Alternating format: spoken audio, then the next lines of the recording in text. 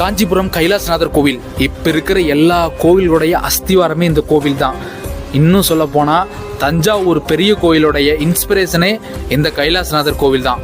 பல்லவர்களுடைய சாம்ராஜ்யத்தை காலம் கடந்து வருங்கால தலைமுறையினருக்கு கடத்தக்கூடிய உன்னதமான படைப்பு தான் இந்த கைலாசநாதர் கோவில்.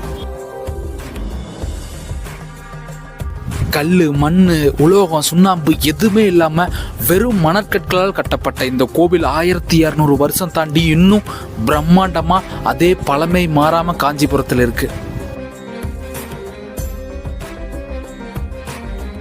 காட்டுக்கு எப்படி சிங்கம் ராஜாவோ அந்த மாதிரி கோயில்களுக்கு ராஜாவான இந்த கைலாசநாதர் கோயில் இருக்கிற ஒவ்வொரு தூண்லையுமே சிங்கம் கர்ஜிக்குது.